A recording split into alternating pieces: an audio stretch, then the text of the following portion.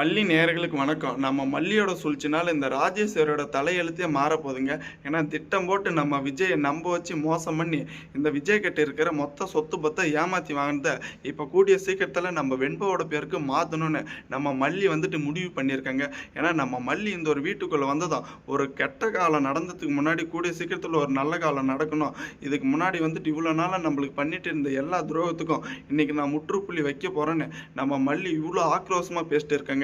ஏன்னா போலியை எல்லா எவிடன்ஸுமே எடுத்து வச்சுட்டு இருக்காங்க. நம்ம இருக்கும் போதே வந்துட்டு இவ்வளோ சோதனை நடந்துட்டு இருக்கு.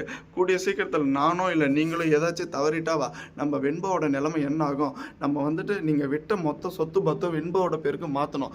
என் பேருக்கும் வேணாம், உங்கள் பேருக்கும் வேணாம். அதை வந்துட்டு இந்த ராஜேஸ்வரி ஆண்டுட்டு இருக்காங்க. அவங்க உங்களுக்கு பண்ணிட்டு இருக்கிற மொத்த துரோகமும் பார்த்துட்டு தானே இருக்கீங்க. அப்படின்ற உண்மையை நம்ம மல்லி தாங்க வரப்போகிற எபிசோடில் நம்ம விஜய்க்கு புரிய வைக்க போகிறாங்க. கூடிய சீக்கிரத்தில் நம்ம மனோகரன் சொன்ன மாதிரியும் நம்ம அன்னபூர்ணி நினைச்ச மாதிரியும் நம்ம விஜய்க்கு ஒரு கூடிய சீக்கிரத்தில் குட்டி பாப்பா பிறக்கணும். அதே சமயம் இந்த ராஜேஸ்வரி இந்த கதிரேசனும் திரும்ப நம்ம மல்லியோட வாழ்க்கையில நம்ம விஜயோட வாழ்க்கையிலையும் ஏறு எடுத்து கூட பார்க்க முடியாதுங்க. அப்படி ஒரு நிலைமையை நம்ம மல்லி தாங்க எடுத்துட்டு வந்து இந்த ராஜேஸ்வரிக்கு கொடுக்க போறாங்க. ஏன்னா ஆரம்பத்தில் இந்த ரஞ்சிதாவுக்கு பயங்கர கோபம். ராஜ்மோங்க கிட்ட நான் படிச்சு சொன்னேன், மல்லி வந்துட்டு பகைச்சிக்காதீங்கன்னு. இப்போ பார்த்தீங்கன்னா விஜய் மாமா மல்லியை மனசார பொண்டாட்டியை ஏற்றுக்கிட்டாங்க. அதே சமயம் மல்லி கிட்ட வந்துட்டு இப்போ எல்லா முடிவுமே இருக்குது. மல்லி நினச்சா நம்மளை ஒன்றும் இல்லாதவளா கூட ஆக்குவா. இதுக்கு மேலேச்சு நம்ம வேலையை நம்ம பார்க்கலாம் அப்படின்னு பயந்து வாழ போகிறாங்க.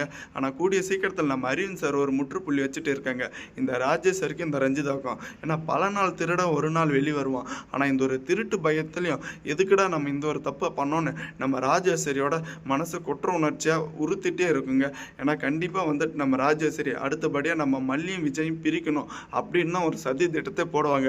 ஆனால் அதுக்கு முன்னாடியே பார்த்தீங்கன்னா நம்ம மல்லி சரியான சந்தர்ப்ப சூழ்நிலையில் ஒரு சரியான பதிலடி இந்த ராஜேஸ்வரிக்கும் இந்த கதிரேசனுக்கும் கொடுக்க போகிறாங்க.